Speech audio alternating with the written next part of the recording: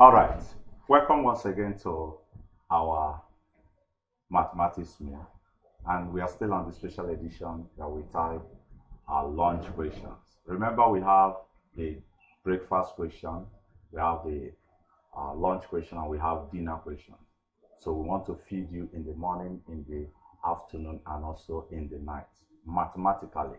Yeah, we want to feed you mathematically. We don't want you to be hungry at any time in the day as far as mathematics is concerned. That's why we designed this meal, so that you take your breakfast, you take your lunch, and also you have your dinner.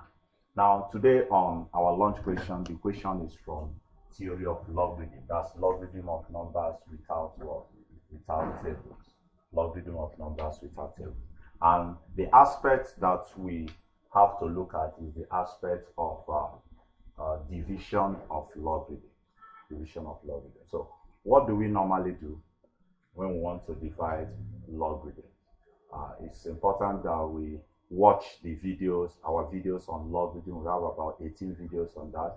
So take time to watch from part 1 to the part 18, and then you will understand every aspect of theory of logarithm. So what do we do when we want to divide logarithm? One of the things we must do is to ensure that the numerator and the denominator, they have just a single log operator. So here we have 3 log operators. So we use appropriate law of logarithm to reduce it to a single log operator. Here we have 2. We also use appropriate law of logarithm to reduce it to a single log operator. So we do that.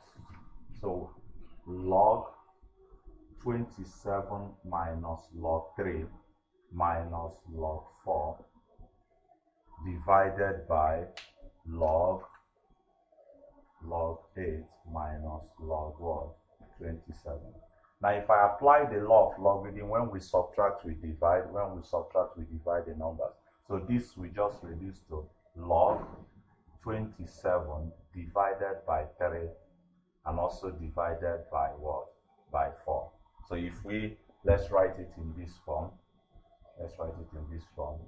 Log 27 divided by 3 divided by 4 all over log 8 divided by 27. So why am I doing this? Because of this minus and this minus. When we have logarithms and the sign between the two logarithms is negative, we divide the numbers involved. So we can go further now to write this as log 27 times 1 over 3 times 1 over 4 divided by log 8 over what? 27. We have this. I can reduce this because 3 can divide 27.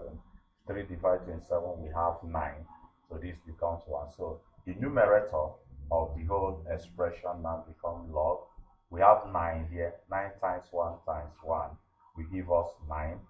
All upon 4 all over we have log 8 over 27. Right? So now we say we cannot divide two logarithms except the numbers and the logarithm are the same. So for me to divide this and this, the term here, the number here and the number here must be the same. Now I can use the principle of indices here and also the law of logarithm to reduce this. Yes, I can do that because 9 is 3 raised to the power 2 and 4 is also 2 raised to the power 2. 8 is 2 raised to the power 3 and 27 is 3 raised to the power 3. So I can write this as log, since I have 9 here, I can say it's 3 raised to the power 2 over 2 raised to the power 2. That's 4. All upon log, I have 8. So 8 is 2 raised to the power 3. Divided by 3 raised to the power 3. Now, since the powers are the same, we have power of 2, power of 2, power of 3, power of 3. So I can write this as common power now, 3 over 2 raised to power 2 now, all upon log 2 over 3 raised to power 3. Now, I have an issue here. I have 3 over 2 here as the number in this logarithm, and then I have 2 over 3 as the number here. So even if I use law of logarithm to take this power here and take this power here, I cannot divide these two logarithms because the numbers in the logarithms are not what? The same.